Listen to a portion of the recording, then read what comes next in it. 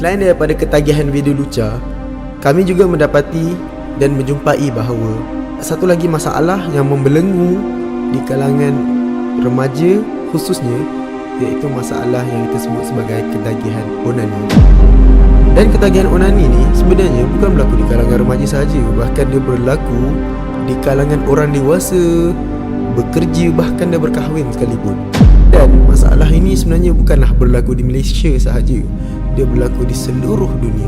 Sebagai contoh, di Amerika, satu kajian pernah dilakukan yang mana sebanyak 60 ke 70% remaja yang berusia 16 hingga 20 tahun pernah melakukan onani, manakala sekitar 40 ke 50% perempuan remaja usia yang sama melakukan onani. Dan perkara ni di Malaysia, istilah onani dia agak tabu ataupun agak janggal untuk diperkatakan secara umum. Namun kalau di kalangan remaja-remaja, onani ni perkara biasa. Onani ni satu perkara yang sangat menakutkan dan sangat menyedihkan, berlaku di seluruh pelosok masyarakat. Dan faktor-faktor onani ni ada banyak, dan salah satu faktor onani yang paling besar adalah disebabkan ketagihan video lucah.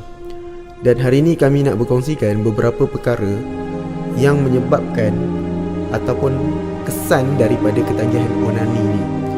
Ketagihan onani yang saya masukkan adalah melakukan aktiviti onani secara kerap, berkali-kali dan banyak kali dalam masa tempoh 1 bulan. Dan juga kepada di luar sana yang tidak tahu onani itu apa, maka tak perlu cari apa itu onani. Cuma apa yang anda perlu tahu adalah onani ni berbahaya, dan onani ni satu benda yang maksiat, dosa besar dan perlu ditinggalkan. Antara kesan onani yang pertama, dan dia berantai khususnya kepada lelaki, adalah dia akan cepat penat dan letih serta-merta. Iaitu bila onani, lelaki tu akan kehilangan banyak nutrien sekaligus dan akan terus penat. Dan lepas penat, biasanya sebahagian pelajar lelaki dia akan terus tidur ataupun dia akan rehat dalam tempoh yang lama. Itu yang pertama. Yang kedua, untuk lelaki juga, bila dia dah penat, inilah kesan berantai seterusnya, iaitu bila dah penat, maka dia jadi tak produktif. Bila tak produktif, kerja banyak tertangguh, sedangkan ada banyak lagi kerja nak dilakukan. Sebagai contoh, assignment akan tak buat, kerja sekolah akan bertangguh, bahkan kerja office pun akan dilewat-lewatkan kerana penat dan tak bermain. Dan bukan setakat tu, kemudian yang ketiga, bukan setakat tangguh kerja saja, bahkan mereka suka untuk bercampur dengan masyarakat. Akan lagi suka duduk bilik seorang dalam gelap dan tak nak keluar. Bahkan kalau boleh makanan pun nak order sampai ke bilik. Dan ditambah pula dengan ketagihan video lucah dan onani, dia seolah seperti combo yang akhirnya dia lost terus dirinya. Kemudian apabila dah jadi macam ni, akhirnya dia akan cepat stres, cepat marah-marah, badan akan jadi cepat lesu, makin malas dan seterusnya. Kesan dia kesan berantai, bermula daripada onani. Itu yang ketiga. Kemudian kesan onani yang seterusnya, yang keempat, ketagihan onani ni akan menyebabkan ingatan semakin kurang. Sebagian pekaji dia menyebut ingatan akan kurang sebab beberapa faktor-faktor hormon di dalam badan. Banyak perkara-perkara penting akan cepat lupa, terutama hafalan Quran. Saya pernah jumpa beberapa pelajar yang hafaz Quran, ketagihan onani dan ketagihan video lucah, yang mana dia hafal Quran, sebagai contoh hafal surah Al-Baqarah dalam tempoh 1 bulan, kemudian dalam tempoh sebulan seterusnya lupa terus. Lupa bukanlah bermaksud lupa daripada ayat 1 sampai ayat terakhir, tetapi banyak ayat yang lupa terus walaupun dah berkali-kali ulang. Dan sekaligus ketagihan onani juga akan menyebabkan ingatan kita semakin tumpul.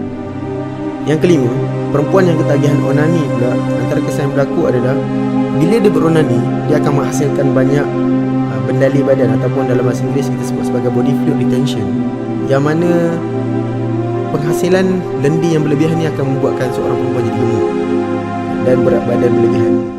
Dan selain tu pula, dia punya head akan tak teratur, dan paling teruk, ketagih.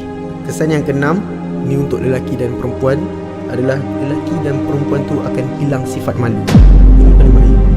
Apa bukti hilang sifat malu? antaranya adalah mereka berani sebut perkara-perkara lucah di khalayak ramai secara publik. Mereka berani buat lawak-lawak lucah secara publik antara lelaki perempuan.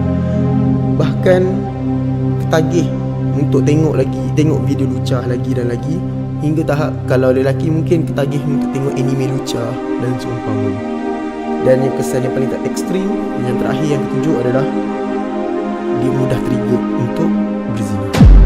Kerana apa? Kerana bila dah ketagihan onani, dia punya kesan sehingga tahap dia dah rasa biasa untuk perkara yang real. Sebab itu dia mudah trigger untuk berzina. Dan kebanyakan kes yang kami jumpa yang pernah berzina, awalnya selain daripada ketagihan bila lucah, mereka juga pernah beronani. Dan sebab tu mudah untuk setan goda golongan yang pernah ketagihan onani ni untuk melakukan berzina.